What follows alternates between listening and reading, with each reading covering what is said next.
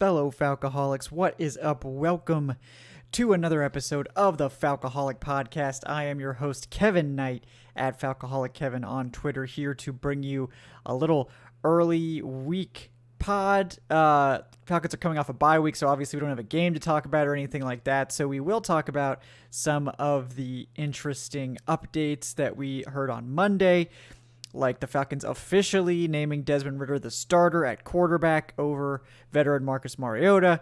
This was reported late last week, but now official. Arthur Smith announced it at his press conference on Monday. We also got some updates on some of the injured players, and the Falcons do seem to be getting a good number of these guys back, so that's something good. We also said goodbye to a veteran running back in Damian Williams today, who had spent basically the whole season on IR after looking like he was going to be one of the starting running backs for the Falcons. So a lot to cover today. Also going to talk a bit about what some reasonable expectations are for Desmond Ridder in his first start this week against the New Orleans Saints.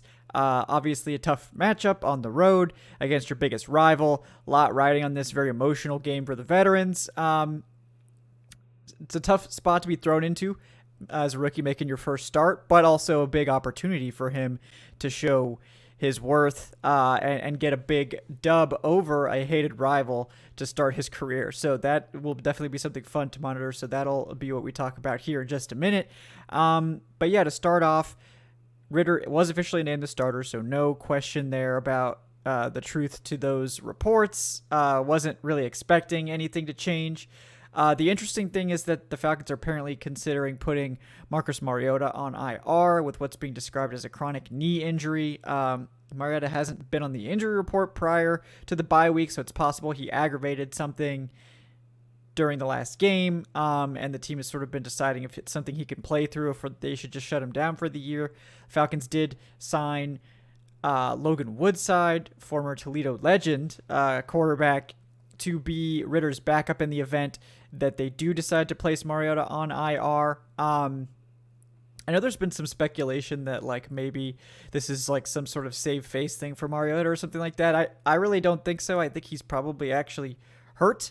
It doesn't really save the Falcons any money or anything like that to do this. So I'm guessing that this is mostly to make sure that Mariota can be healthy, and if he's not healthy enough to be the backup, then you need somebody else to be that player. So at this point, I think that the team is being truthful about it. I think he probably got hurt in the last game and played through it. Now it's with Ridder starting, the pressure isn't necessarily there for Mariota to sort of gut it out and play through the injury.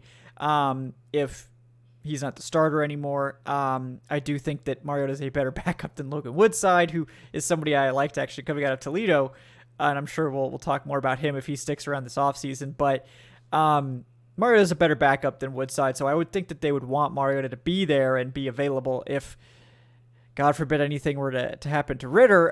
So the fact that he's potentially going on IR, I think, is legitimate and is really something. It's not like gamesmanship or anything weird going on. I think this really is Mariota unfortunately suffering an injury and needing to go potentially on injured reserve to finish out the season, which at this point, unless the Falcons make the playoffs, injured reserve would end Mariota's season with just 4 games remaining this year. So that's something to monitor. Woodside has some experience. I guess he's a veteran at this point. I think he's been in the league for about 5 years. Spent a couple of years with Arthur Smith in Tennessee. So someone that the staff is familiar with. Not necessarily a high upside guy or somebody you'd want starting, but definitely someone who I think beat the Falcons a few times in the preseason. So maybe a familiar name if you remember all that stuff. So next, guys, we'll talk about real quick. Damian Williams was released off of injured reserve. Really sad for Williams that he didn't get a chance here because he was expected to be like the running back 2 and got some early carries in week 1. Ended up hurting himself on one of those first carries. Never returned to the lineup for the rest of the season, and it's a big shame because it looks like Williams probably would have had a pretty good season here, considering that Patterson's having a great season, Tyler Allgeier's having a great season, and former undrafted free agent Caleb Huntley's having a good season. So this is clearly an offense that would have made him probably look pretty good, and missing out on that, it's got to sting. But he's been released off of IR and is apparently healthy, so hopefully he'll be able to catch on elsewhere. I know folks on Twitter were saying, oh, he needs to go back to the Chiefs now, which maybe that could be a fortuitous reunion with the Chiefs dealing with their own running back injuries. But we do bid Williams farewell. I was excited to see him. Unfortunately, we won't get to, but hopefully this gives him an opportunity to catch on elsewhere. There were a few potential things to monitor. I guess Elijah Wilkinson, former starting left guard of the Falcons for most of the season, was officially activated today off of injured reserve. So he, I think, would be expected to play as long as he doesn't have any setbacks in practices this week. So that could be a boost to the offensive line. The team also designated Matt Hennessy, center guard player, started at center last year, started one game at center, or one game at left guard this year before unfortunately getting hurt. He's been designated to return, so we could see Hennessy back this week as well, if he's able to practice and get back on the active roster. Apparently Jalen Dalton, the defensive tackle, is expected to return as well. The one that we're not sure about, I guess, is Chuma Edoga. They're still monitoring his injury situation, so we'll see if he ends up going on IR or if he's able to come back. But the Falcons seemingly have quite a bit of depth now at guard, which is a big change, obviously, from last season. So all of these guys have honestly played well. I think Wilkinson has been the best, and I think he's probably playing for an extension here in Atlanta. I don't really see any reason to not offer him something, reasonable, like a few million a year, for a 2-year deal or something like that, if he would like to try to keep starting here. So, I'm excited to see if he can finish the season strong. But you have to like what the Falcons have assembled there with Hennessy looked good in his one start. Edoga looked good in his start. Gossett has been a little more up and down, but has had some good games in there. So definitely a number of guys that the Falcons could lean on at guard going forward. And the Falcons, I think there was a practice squad move too. The team signed Javelin Guidry. I'm not exactly sure, but cornerback added to the practice squad, so that's another name to monitor. The Falcons also waived linebacker Nate Landman, the undrafted free agent who made the roster, to make room for Logan Woodside. So I'd expect Landman to end up back on the practice squad once he officially clears waivers, if he does clear waivers. So we'll continue to monitor that. But a number of players getting healthier, which is what you hope for with the bye. Unfortunately for the Falcons, it's so late, doesn't really matter. We'll see, because with the Bucs losing to the 49ers, and losing quite badly, it's not out of the question that the Falcons could be tied with the Bucs next week. If they lose to the Bengals, which seems likely, and the Falcons are able to beat the Saints, then we could once again be tied at the top of the NFC South. We'll have to see how that goes. But speaking of this week's game and Desmond Ridder coming in as the starter, the topic of today's show, what should we expect from Desmond Ridder in his first start? What are some reasonable expectations? And I've talked about this is a difficult situation to go into, to play on the road in your first start, to go against your most hated division rival. It's a tough place to go play. The Saints defense, they've been up and down this year, but on the whole, it's still a talented unit. They're still good. So it's a tough spot for Ridder. So I would try to temper your expectations of him coming out and having a great game. The Falcons, I think, do have a good system set up around him that he's had plenty of time to learn now, 14 weeks to learn. So I wouldn't expect this to be a training wheels offense or a limited offense or anything like that. But getting that first taste of real NFL speed and real NFL game, it's not always pretty.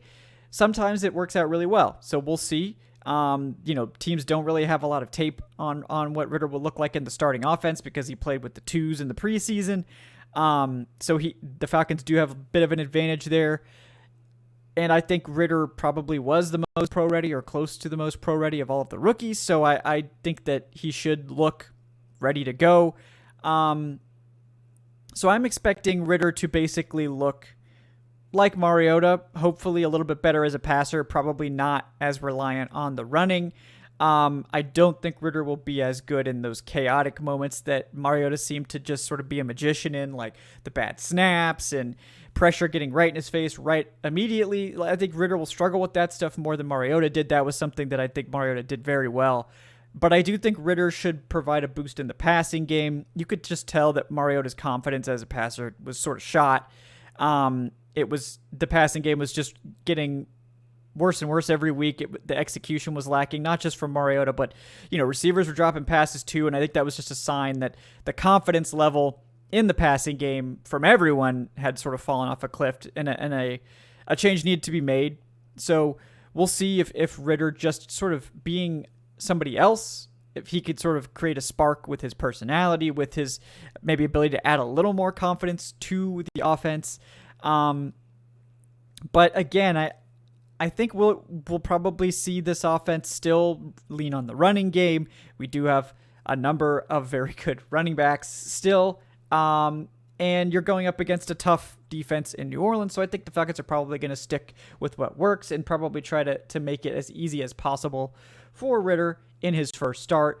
But again, this is an opportunity for Ridder to get some opportunities with a group of weapons that I think is pretty good. And they are going up against a pretty good pass defense of the Saints. They're 10th in yardage and 9th in yards, net yards per attempt. So this is a pretty good pass defense. Saints have not been anywhere near as good on the ground, defending the ground game as they have in years past. So I do think the Falcons would be smart to continue to lean on the run, but I'm hoping that Ridder's passing will give the Falcons offense at least some more consistency in the passing game, because that was really the issue. Just, are the passes going to be on target or even close? And when you've got guys like Drake London, and Kyle Pitts isn't going to be playing, obviously, because he's out for the season, but the problem with Mariota is that he just wouldn't even give them a chance at the ball sometimes, and I'm hopeful that Ridder can do a little bit better at that, even if he's not as good on the ground or in some of those chaotic situations. So I think it's reasonable to expect a better passing game performance and probably more pass attempts than Mariota averaged, but I don't know how much, and I don't know if I would expect Ridder to just all of a sudden come out and light up the Saints defense or anything like that. Obviously, if he did, that would be great. I would love that, but it's a tough spot going on the road to play your biggest division rival. It's not a bad pass defense, so it's a challenge, and I think that Ridder should be up to the challenge. I think in college he was a guy that never shied away or backed down from those difficult games. He won a ton of games in Cincinnati. He elevated that program to somewhere it had never been before. Went into Alabama in the college football playoff, the first time a non-power school had done that. And I think he had some great plays in that game, some great throws that were dropped. I think he played well and showed what he could do against a higher level of competition. And I'm expecting him to play reasonably well over these final 4 games. I don't think he's going to light it up or make us think that he's like, oh, he's the next Dak or the next Mahomes or anything crazy like that. But I think he'll be good enough that we're reasonably confident in the team sort of maybe signing maybe they re-sign Mariota after cutting him to save the money, or maybe they bring in another sort of veteran stopgap guy to compete. But we're not like, oh, we feel so bad about Ridder that we're sort of desperate to bring in another quarterback option. And based on how the team has handled this situation, I think that makes a lot of sense, that they sort of view Ridder in the same way, that they actually have sort of looked at him as maybe the heir apparent, the next starter, but they just weren't in a rush to get him on the field. And that might have been because they do have enough confidence in him to not need to throw him on the field. They don't necessarily need to see a ton of game reps to feel confident there. You look at, they did something similar with Richie Grant last year. They didn't exactly give him a ton of reps, and then they just started him the very next season. So this coaching staff has shown that they don't necessarily have to get you on the field a bunch before making you the starter. Obviously, it's going to make us all feel a lot better if Ridder does play a bunch over these final 4 games, which, I would expect him to play every snap. And so I'm hoping that we can expect solid to good play from him. It's not exactly a murderer's row of tough defenses over the final games. They do have to play Baltimore, of course, who are a good defense. They're the 8th scoring defense right now. They've not been the best against the pass, however, so that maybe could help, certainly. That, I guess the onus of the question, what should we expect from Desmond Ridder, is we should expect like competent quarterbacking, but nothing crazy, nothing.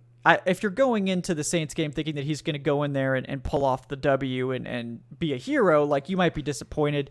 I'm hopeful that maybe that he can, because the Saints just aren't very good. So that's another angle, right? That New Orleans just isn't all that great. But, look at the line for the game, right? The Falcons are 4-point underdogs on the road in New Orleans. They're not really expected to win that game. So I think ultimately what we should expect is competent quarterbacking, hopefully a more consistent passing game. And I think that we'll see, Arthur Smith not put any training wheels on the offense. I want to see Ridder take some shots. I want to see Ridder go downfield and make things happen in the passing game.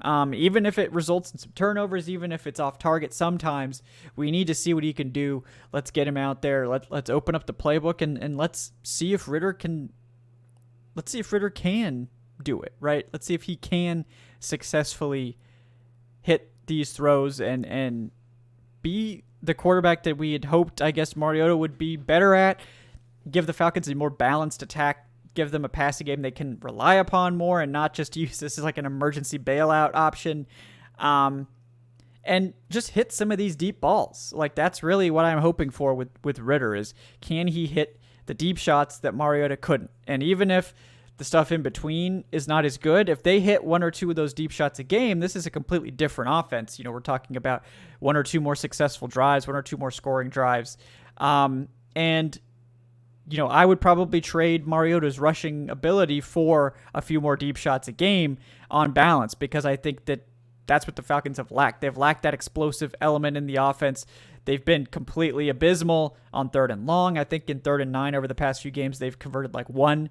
So if Ridder can just provide better passing, even if the ground, his rushing ability isn't as impressive as Mariota's, I think that's going to be a net gain for this offense, because with how good the rushing attack is everywhere else, the running backs, the blocking, you don't necessarily need your quarterback to be a high volume runner because your running backs are so good. So I'm hopeful for a good game from Ridder to open things up. I'm not necessarily expecting a great debut. One thing I will say is in college that Ridder did tend to, when he had some up and down games, he tended to start slow in games. He was a little spotty to open things up. And then as the game went on, and especially, late, he became just really dangerous and really locked in. And I don't know if that's a mental thing or just a getting comfortable thing, or sort of, kind of getting a feel for the defense and what they're doing. But that's a good thing. I'd rather my quarterback play great in crunch time, at the end of the half, at the end of the game, when you need your quarterback to be firing on all cylinders because you're going to be in close games a lot. I'd rather have them playing great in the crunch time than have them playing great right at the beginning of a game. If I had to choose, hopefully we can get it so that Ridder's playing great, all the time. But at this point, I'm just hoping for competent quarterbacking. Please, some more consistent passing. Please, some successful deep shots would be nice. But nothing crazy. And I think as long as you don't go in expecting like a heroic, debut performance where he's like, oh, this is the next franchise QB, then you're not going to be disappointed. I think you'll be probably happy with what you see on the whole. But again, I can't stop you if you want to completely fire up the Ridder train and think that this guy is the next coming of Matt Ryan or whatever, or Dak Prescott. If that's what you want to do, go for it. Just don't be surprised if it's not that great immediately. I'm not saying that like these 4 games aren't going to necessarily define Ridder's career in any meaningful way. This is just our first look. So we just need to see positive signs. And if you can deliver more than that, terrific. Fantastic. So that's sort of my thoughts on what we should expect from Ridder this week. We'll obviously talk more about it on Falcoholic Live on Wednesday night at 8 p.m. as we get into Hate Week, as it is Hate Week Part 2. play the Saints again with a chance to absolutely bury them in what's still somehow a playoff race here in the NFC South for the division lead. So, guys, I really appreciate everyone for tuning in. Welcome back to another game week here. We got 4 more this year.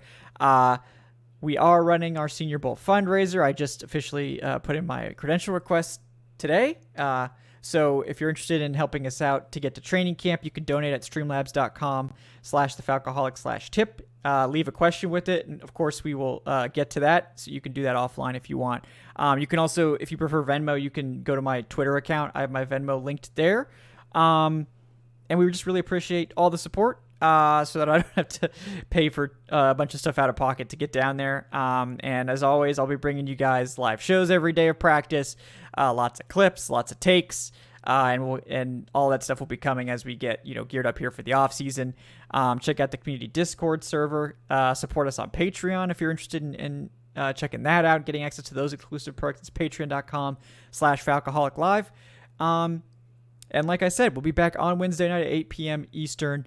If you're watching on YouTube, please like and subscribe. Those things really help us out. And if you're listening to the podcast audio, leave us a 5-star review if you enjoyed the show. Again, guys, thanks so much for tuning into the Falcoholic Podcast. I am Kevin Knight, at Falcoholic Kevin on Twitter. We'll see you next time, guys. Enjoy this Monday night and what might be a Monday night disaster. You'll probably listen to this on Tuesday, so I guess by that time we'll know. But I'm not necessarily expecting much from this Monday Night Football game, but please enjoy it, even though you're probably not going to listen to this before that. So, guys, thanks again. We'll see you next time. Have a great night.